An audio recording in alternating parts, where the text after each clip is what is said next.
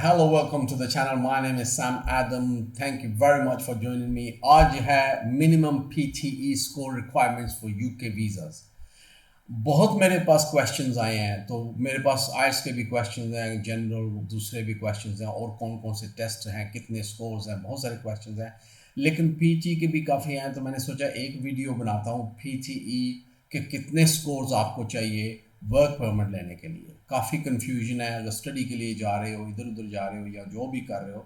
ये भी एक टेस्ट है। ये पीटी क्या है?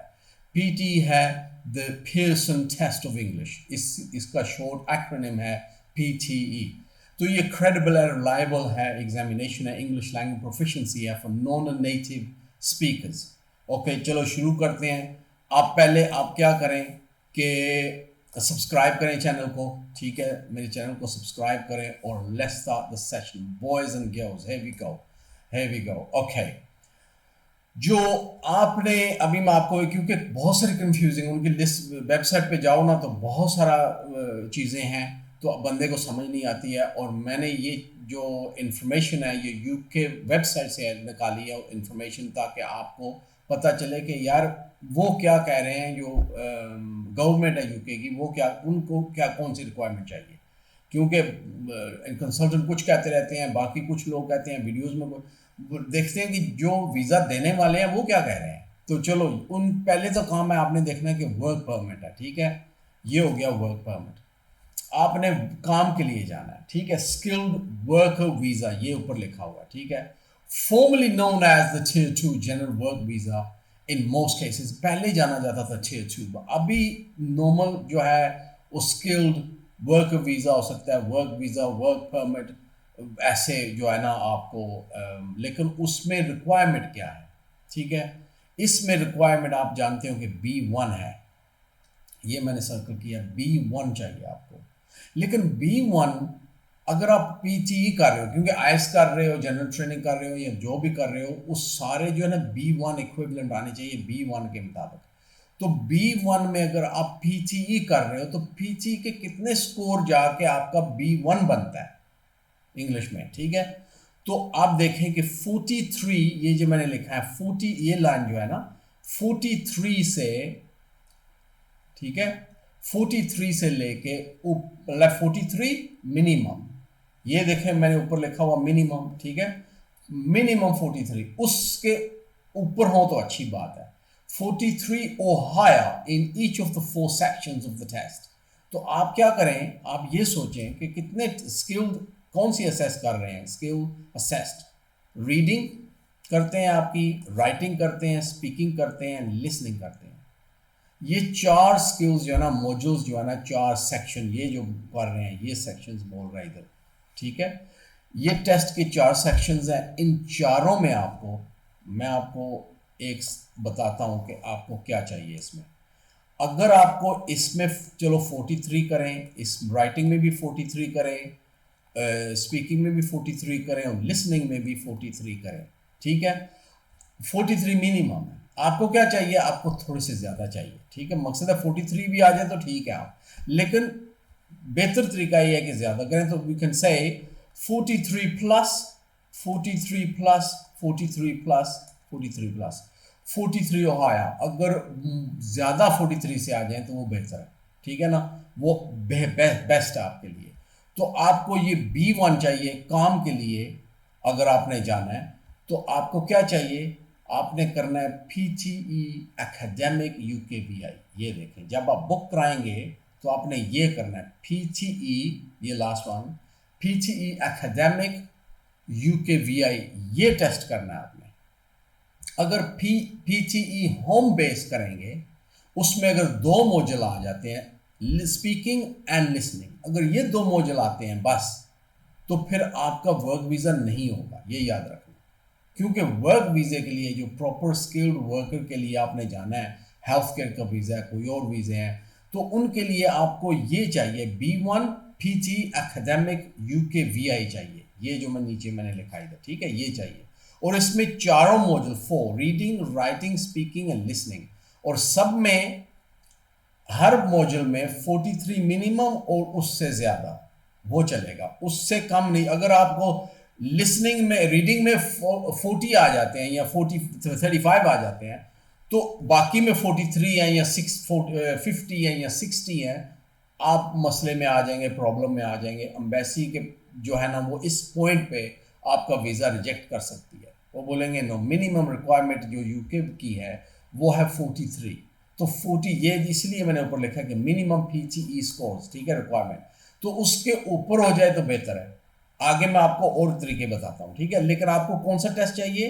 आप बोलते हैं पीटीई, तो कुछ लोग बोलते हैं पीटीई होम बेस है, पीटीई क्या है, पीटीई कौन सा पीटीई मैंने करना है भाई? अगर काम के लिए जाना है ना तो आपने पीटीई एकेडमिक यूकेवीआई करना है, और आपने इसको B1 के इक्विवेलेंट करना है। तो B1 तभी होगा जब आपके 43 से 40 या 43 या 43 से हायर होंगे, तो आपका हो जाएगा, ठीक है, काम के लिए। ऑलराइट, नाउ नेक्स्ट वन आपको बताता हूँ, ये भी पीटीई है, ठीक है, क्योंकि आज वीडियो पीटीई के बारे में है। तो पीटीई की जो मिनिमम स्कोर रिक्वायरमेंट क्या है, इधर देखो मिनिमम स्कोर, ये देखें मिनिमम जो स्कोर 49 है ना, 49 और higher in each of the 4 section, चारों मॉड्यूल में।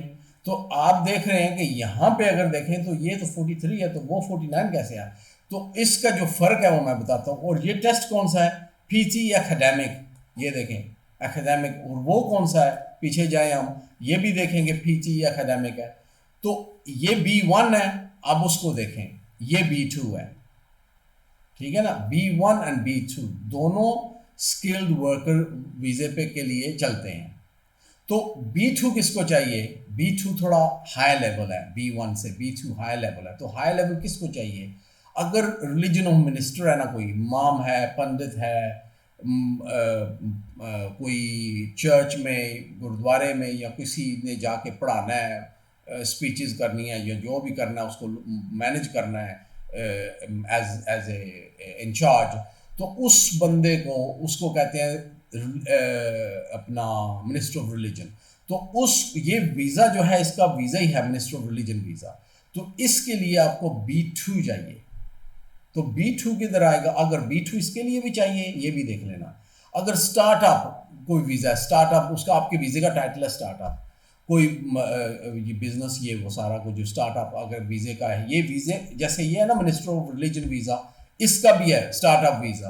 अगर कोई आपको कहता है मैं स्टार्टअप वीज़ा आपको भेजता हूँ, ये आपको फिर B2 चाहिए। अगर कोई इनोवेटिव वीज़ा, देखो ना, इनोवेशन होती है, इनोवेटिव वीज़ा आपने लेना है, जाना है उस कंट्री में या जो भी करना है, तो उसके लिए आपको कहते हैं यार मैं ना, आपका कोई जानने वाला है या कोई वर्क परमिट आपको दे रहा है, तो कहता है इनोवेटिव वीज़ा जो है ना मैं आपको देता हूँ। तो उसके लिए भी आप सोचें मुझे कौन सा चाहिए, B1 कर लो चलेगा ना, B1 नहीं चलेगा, B2 चलेगा। तो B2 के लिए स्कोर कितने चाहिए आपको? इसको करने के लिए आपको 49 चाहिए, 49 मिनिमम। ये देखिए ऊपर मैंने लिखा हुआ मिनिमम, ठीक है, 49 मिनिमम और higher in each of the 4 section. तो 4 सेक्शन कौन से हैं? ये है, अभी इसको मैं साफ करूँ, ये देखें 4 सेक्शन कौन है? रीडिंग। तो अगर हम करें 59 59 सॉरी 59 59 59, अगर मैंने 49 गलती से बोल दिया तो आई एम सॉरी, 59 है, ठीक है, 59 59, ये देखें तो 59 59 59, लेकिन ये मिनिमम है। तो आपने 59 माइंड में नहीं रखना, आपने क्या करना है, आपने बोलना है कि यार 59 प्लस। तो प्लस में क्या आ जाएगा? 60 हो सकते हैं, 65 हो सकते हैं, 70 हो सकते हैं। सेफ साइड की तरह मैं आगे जाकर बताता हूँ आपको।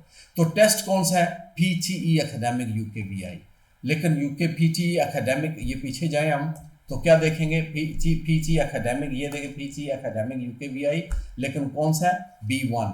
इसमें स्कोर कौन से? 43 मिनिमम, ठीक है, स्किल्ड वर्कर है, वर्क वीज़ा है, ठीक है।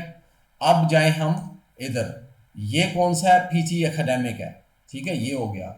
इसमें 4 मॉड्यूल्स आएंगे, 59 इसका मिनिमम होगा, और इसके ये B2 में आएगा। अगर ये आपको वीज़े तीनों में से कोई वीज़ा मिल रहा है तो आपको ये चाहिए। आप फिर भी आप काम के लिए जा रहे हैं, वर्क के लिए, लेकिन आपको ये चाहिए, B2 चाहिए। अगर B2 चाहिए, PT कर रहे हो, कोई बंदा कहता है PT कर लो, आपका कंसल्टेंट कहता है PT कर लो, लेकिन आपका B2 आना चाहिए, तो आप समझ लें कि ये स्कोर चाहिए आपको, ये स्कोर चाहिए, ठीक है। इसमें इसको मैं समझा दूँ, ये स्कोर चाहिए, 59 मिनिमम, लेकिन आपने इससे थोड़ा सा ज़्यादा करना है। सेफ साइड प्ले करने के लिए मैं बताता हूँ आपको क्या करना है। अब मैं आपको आगे भी जाता हूँ, वो भी पीछी है। अब ये देखें, ये भी पीछी है। अब मसला ये आता है कि जो इनकी वेबसाइट पे जाओ ना, गवर्नमेंट की वेबसाइट पे, तो इतनी क्लैरिटी नहीं आती है उसमें जब A1 की बात करते हैं और PTE की बात करते हैं, और वर्क, ये वर्क हो गया ना, चलो ये तो वर्क हो गया। स्पोर्ट्स पर्सन वीज़ा जो है, वर्क वीज़ा, स्पोर्ट्स पर्सन जाता है कुछ करने के लिए, तो वो वीज़ा उसके लिए हो जाएगा, ठीक है। लेकिन आप जाते हो कि ये PTE लोग स्पाउस वीज़े पे भी जाते हैं, ठीक है। मैं अभी इसको आगे आगे दिखाता हूँ, ये देखें। Family routes, spouse, partner, then उसके बाद फियांसे, देन उसके बाद प्रपोज सिविल पार्टनर। ये तो हमारे नहीं होता, लेकिन उधर होते हैं। पेरेंट्स ऑफ इंडिपेंडेंट, कोई आप पेरेंट्स हैं किसी के, तो मतलब इंडिपेंडेंट, आप अंडर एज कोई बच्चे हैं तो उनके पेरेंट्स हो, तो आपको जाना है उधर फैमिली सेटलमेंट के लिए जाना है, तो आपको या A1 मांगेंगे या A2 मांगेंगे। लेकिन ये थोड़े लो लेवल पे टेस्ट आते हैं, B1 से लो लेवल पे आते हैं। ये इजी है। इनमें क्या होता है कि इनमें लिसनिंग होता है और स्पीकिंग होता है। That's it, speaking, listening, either way जो भी समझ लें, लेकिन ये दो ही होते हैं, ठीक है। इन दोनों में इसमें या पास होता है या फेल होता है, पॉइंट सिस्टम होता है। तो आपको पास बस होना है। और इसमें आपका जो, अगर आपकी शादी उधर हुई है तो आपने जाना है, तो आपको करना पड़ेगा A1 या A2 कर लें। और लिसनिंग दो इसमें मौजूद होते हैं, ये दो मौजूद होते हैं, और इसमें आपको पास चाहिए। जब आप पास हो जाएंगे, दैट्स इट, डन, आपको कोई टेंशन नहीं है, राइट। सो हम वापस आते हैं। इसीलिए A1 में कुछ लोग सोचते हैं A1 करके मैं वर्क के लिए, वर्क, अगर आपको वीज़ा मिलता है, कोई बंदा कहता है कि मैं ना आपको केयर वर्कर वीज़ा जो है ना वो आपको दे देता हूँ, तो आप सोचो A1 कर लेता हूँ, PT होम बेस कर लेता हूँ, तो मैं चला जाऊँगा। नहीं भाई, क्योंकि ये बेशक वर्क लिखा हुआ उधर, लेकिन वो जो स्किल्ड वीज़ा है ना, उसके लिए आपको B2 चाहिए, B1 चाहिए, ठीक है, B1 एंड B2। तो ये A जो है इस वीज़े के लिए, अगर आपके वीज़े पे लिखा हुआ है कि वीज़ा जो है वो स्पोर्ट्स पर्सन वीज़ा है, तो उसके लिए ये आप कर सकते हैं। इसमें भी पास ही चाहिए, फेल पास फेल होता है, आपको पास चाहिए, ठीक है। और इसमें दो मॉड्यूल्स हैं, ये मैंने पहले भी उधर बताया, स्पीकिंग और लिसनिंग, दो ही हैं। और ये इसका नाम क्या है, टेस्ट का नाम क्या है? बंदा कहता है कौन सा करूँ, PT होम A1 हो गया, A1 स्टार हो गया, A1 A2 हो गया, तो ये A1 में ही आते हैं। इनकी प्रोफिशिएंसी जो है कम है B1 से, ठीक हो गया। तो आप ये कर सकते हैं। नेक्स्ट वन, ये आप मैंने बता दिया कि अगर शादीशुदी करके आपने जाना है तो ये A1 और A2, ये इजी है, ठीक है। ये दो टेस्ट आपने करने हैं, इसमें लिसनिंग एंड स्पीकिंग है, ठीक है। लिसनिंग एंड स्पीकिंग करके पास लेना है और आपका जो है ना वीज़ा लग जाएगा। आपको यही रिक्वायरमेंट है इसकी, ठीक है, PT की। अब आते हैं इस पे, what scores do I need. अच्छा, जो लोग पढ़ने के लिए जा रहे हैं, PT करते हैं ना, यार मैं आइट्स नहीं कर सकता, एकेडमिक मुश्किल है, मैं PT कर लेता हूँ, मैंने सुना PT ईजी है, तो मैं PT करके चला जाता हूँ, तो उसमें मैं क्या करूँ, और उसमें कितने स्कोर चाहिए। मुझे मैसेजेस आते रहते हैं कितने स्कोर चाहिए, कितने स्कोर चाहिए। ये बड़ा कॉम्प्लिकेटेड क्वेश्चन है। मैं आपको बताता हूँ, आप वीडियो अभी देखें कि आपको मैं बताता हूँ कि कैसे कॉम्प्लिकेटेड है। आप नेट पे जाएंगे, सर्च करेंगे, तो ये इन्फॉर्मेशन आपको मिल जाएगी, ठीक है। ये इन्फॉर्मेशन मिल जाएगी कि अगर फाउंडेशन कोर्स करना है कॉलेज में, यूनिवर्सिटी जाने से पहले जो कोर्स होता है ना, अंडर ग्रेजुएट, पोस्ट ग्रेजुएट, या अंडर ग्रेजुएट डिग्री शुरू करने से पहले जो कोर्स होता है, फाउंडेशन कोर्स होता है, वो करने से क्या होता है, मिनिमम 36 to 50 स्कोर्स आपको चाहिए PT में, टेस्ट में, ठीक है। अब कंफ्यूजिंग किधर आती है मैं आपको बताता हूँ। वो कह रहा है कि ये देखें, अंडर ग्रेजुएट डिग्री, जो अंडर ग्रेजुएट डिग्री कर रहे हैं आप, उसमें 51 to 60 आपको चाहिए, ये कह रहे हैं, ठीक है। मैं नहीं कह रहा, ये कह रहे हैं, ये मैंने उधर से लाया हूँ वेबसाइट से, ठीक है। अच्छा, पोस्ट ग्रेजुएट डिग्री जो है, मिनिमम स्कोर्स कितने हैं, 57 to 67, ये आ गया। अब लिखा हुआ है, आप सोचते हो कि चलो यार मैं ना डिग्री कर रहा हूँ तो मेरा 51 आ गया तो मैं ठीक हूँ, 51 आ गया मैं ठीक हूँ। बहुत मुश्किल हो जाएगा आपके लिए, मुश्किल हो जाएगा, आपको प्रॉब्लम पड़ जाएगी। वो इसलिए कि बेशक ये इन्फॉर्मेशन, नेट पे इतनी इन्फॉर्मेशन होती है, इतनी इन्फॉर्मेशन, वो पता होना चाहिए कि कौन सी सही है कौन सी गलत है, एक बात। और दूसरी बात, ये क्लियर नहीं है पिक्चर। पिक्चर क्यों क्लियर नहीं है? क्यों कि यहाँ पे अगर ये लिखा हुआ है ना, तो आप आगे मैं बताता हूँ आपको। ये ये देखें, अगर यूके यूनिवर्सिटीज़ हैं, मैं आपको एक सिंपल सी बात बताता हूँ, हर यूनिवर्सिटी का जो है ना डिफरेंट रिक्वायरमेंट है, इसलिए मुश्किल है।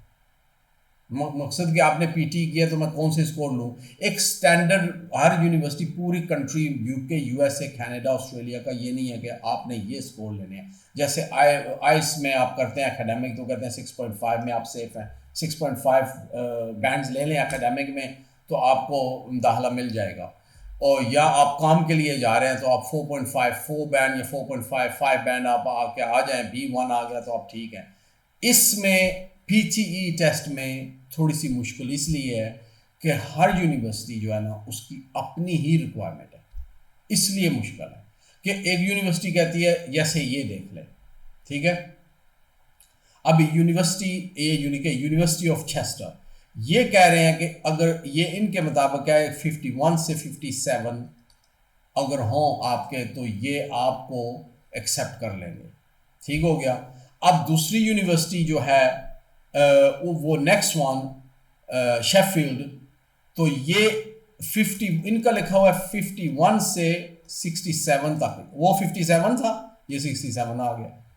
अब कार्डिफ यूनिवर्सिटी कह रही है कि 36 से 78, तो 36 से लेकर 78 तक है, तो किधर आपने भाई एक्सेप्ट करना है मुझे, वो डिपेंड करता है आपके कोर्स पे। फिर आप उनको लिखते हो कि मैं ये कोर्स कर रहा हूँ, मैं ये अप्लाई कर रहा हूँ, मैं मेरे पीटी, तो आपको कहते हैं कि हम इतने स्कोर होने चाहिए। तो इसी तरह मैं सारा रीड नहीं करूँगा, ये सारे देख लें, ये यूके की यूनिवर्सिटीज़ हैं और सारे इनके जो है ना क्या नाम है इसके, रिक्वायरमेंट और स्कोर्स, मिनिमम स्कोर्स डिफरेंट है। इसलिए अगर आप चले जाते हो कनाडा में, ये कनाडा के हैं, तो कनाडा के भी देख लें कि यार इसमें भी हर जो है ना वो यूनिवर्सिटी की डिफरेंट रिक्वायरमेंट है।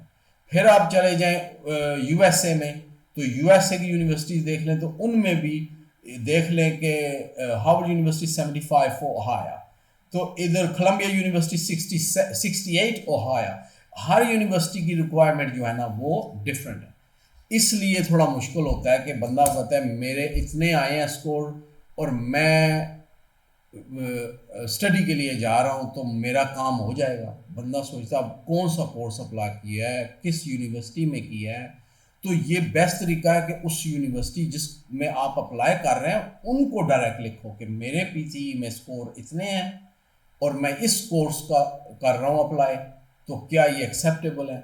अगर वो बोलते हैं तो ठीक है जी एक्सेप्टेबल है, तो फिर क्या करना है, फिर आप ठीक है। अगर वो बोलते हैं नहीं ये स्कोर कम है, आपका जो कोर्स आपने चूज़ किया है उसके लिहाज से आपकी इंग्लिश प्रोफिशिएंसी थोड़ी हाई होनी चाहिए, थोड़ी बेटर होनी चाहिए, आपको स्कोर थोड़े हाई लेने चाहिए, तो फिर आपको टेस्ट दोबारा देना पड़ेगा। मसला ये आ जाता है, ठीक है। तो अभी ये सॉरी पीछे चला गया। अब ये देखें तो सेफ साइड किधर आ जाती है, अब मैं बताता हूँ सेफ साइड। ये सेफ साइड आ जाती है अगर आपने यूनिवर्सिटी में पढ़ना है, ये जाना है, तो आप ये देखें कि ये सेफ साइड आ गई। आपको 65 से 70 तक मोस्ट, या 75 कर लें, तो 65 से 75 कर लें तो आप सेफ हैं, आप सेफ हैं। किसी भी यूनिवर्सिटी में अप्लाई करना है, कोई भी चीज़ आपको बोलो 65 से 70 है तो तकरीबन सेफ एरिया आपका। इसलिए आपने अगर 59 पे रुक गए, 59 पे रुक गए, तो आपको यूनिवर्सिटी कहती है नहीं हम तो 65 से लेस जो है ना वो एक्सेप्ट ही नहीं करते जो कोर्स आपने चूज़ किया। अगर मिसाल के तौर पे आप करते होगे और यू नो वो इंग्लिश लिटरेचर मैं चूज़ करता हूँ, डिग्री मैंने बैचलर्स करनी है इंग्लिश लिटरेचर में, तो इंग्लिश लिटरेचर की इंग्लिश आपकी अच्छी होनी चाहिए, बेस्ट होनी चाहिए, तो वो तो आपको मांगेंगे, चाहे वो पीटीई करो, चाहे आइल्स करो, एकेडमिक जो भी करोगे, आपको हाई लेवल चाहिए उसमें, क्योंकि आपने इस लैंग्वेज में लिटरेचर पढ़ना है और करना है, तो आपकी भी इंग्लिश अच्छी होनी चाहिए। तो इसलिए माय फ्रेंड्स ये मसला आ गया कि जब यूनिवर्सिटीज़ में आता है तो आप सेफ साइड पे रहें 65 to 75, क्योंकि हर यूनिवर्सिटी की डिफरेंट रिक्वायरमेंट है, तो बंदा क्या करे। अच्छा बाकी इसलिए मैं ये कह रहा था वो ये चीज़ जो है ना ये रिलायबल नहीं है जब आप नेट पे देखते हो। अच्छा तो दूसरी बात आपने क्या करना है, अगर पार्टनर वीज़ा है शादी करके जाना है तो आपको ये 2 देने पड़ेंगे, लिसनिंग और स्पीकिंग, तो इसमें पास ही आपको चाहिए। ठीक हो गया। अब ये देखें, अगर स्पोर्ट्स पर्सन का वीज़ा तो A1 प्लस A2 ये लो लेवल के हैं, इजी हैं, बहुत इजी हैं। ठीक है, अगर 2 मॉड्यूल्स हो ना एक इसमें, तो आप समझ जाएं कि ये A1 में 2 हैं, तो ये मेरा वर्क का नहीं बनेगा, काम का नहीं बनेगा मेरा वीज़ा। ठीक हो गया। तो अब दूसरे ये मैंने आपको बता दिया कि अगर आपको कंसल्टेंट कहता है या वीज़े वाला कहते हैं कि आपको B2, आप जिस जॉब पे जा रहे हैं ना, उस जॉब के लिए B2 रिक्वायरमेंट है। अगर तो जनरल वर्क वीज़ा है, हेल्थ केयर का वीज़ा है, तो वो B1 है।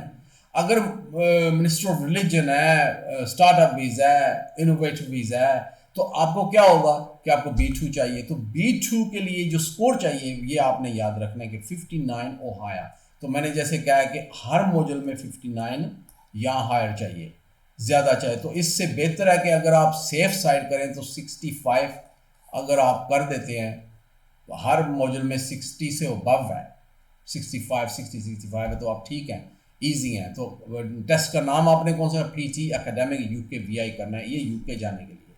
ओके, और बाकी जगहों पे भी चल जाता है। ये नहीं है कि आपने PT एकेडमिक UK VI किया तो सिर्फ UK ही चलेगा, आप और दूसरे मुल्कों में भी जाना चाहते हैं तो अगर वो कहते हैं कि इंग्लिश टेस्ट चाहिए तो आप PTE academic UK VI use कर सकते हैं। ठीक है, ये एक्सेप्टेबल है। ओके, तो ये भी देखो स्पोर्ट्स पर्सन का A1 आ गया, इसके पीछे चले जाएं, इसके पीछे चले B1 आ गया। ये स्किल्ड वर्क वीज़ा ये है। ठीक है ना, ये आपने देखना है कि B1 अगर आप PT कर रहे हो, स्किल वीज़े पे जा रहे हो, वर्क परमिट पे जा रहे हो, आपको B1 चाहिए, तो आपके स्कोर जो है ना 43, ओके 43 प्लस 43 हर में, रीडिंग में 43, राइटिंग में 43, स्पीकिंग में 43, लिसनिंग में 43। तो या बेस्ट तरीका सेफ साइड ये है कि आप 43 से हायर 50 तक जाएं, 50 से प्लस रखें, तो आपके लिए आसानी होगी, इजी होगी, वीज़ा रिजेक्ट होने के बहुत कम चांसेस हैं फिर। ठीक है ना, फिर किसी और वजह से हो, लेकिन ये इंग्लिश टेस्ट आपका क्लियर है। आई समझ? और ये आज की वीडियो इतनी है। Thank you very much for watching the video and I see you in the next video. और भी कोई कमेंट्स होते हैं, कोई मसला होता है, कोई मुश्किल आ जाती है आपके बाहर जाने के लिए टेस्ट की, कोई ऐसी वैसी मैसेज कर दिया करें, मैं आपको वीडियो बना के ना अपलोड कर दूंगा, मैसेज का आंसर उसी वक्त दे दूंगा ताकि आपका काम ना रुके। कुछ ऐसे भी होते हैं, मेरे पास फ़ोन भी आते हैं इंडिया से, बांग्लादेश से, पाकिस्तान से, सारे मुझे बंदे कांटेक्ट करते हैं कि मैं ये कर रहा हूँ, तो मैं ये जा रहा हूँ, तो वो व्हाट्सएप पे नंबर पे भी मैसेज कर देते हैं, तो मैं उनको रिप्लाई कर देता हूँ ताकि उनका काम ना डिले ना हो। फिर मैं वीडियो बना के तो अपलोड कर देता हूँ, इसलिए कि बाकी के लोग भी, अब कितने लोग होंगे जो PT स्कोर रिक्वायरमेंट के बारे में जानना चाहे होंगे, सोच रहे होंगे कि यार पता चले कि यार कौन सा है, किस से लोग से पूछ रहे हैं। तो मैं आपकी ज़िंदगी आसान और ईजी करने के लिए ये वीडियोज़ लाता हूँ। Subscribe the channel and look after yourself and I see you in the next video.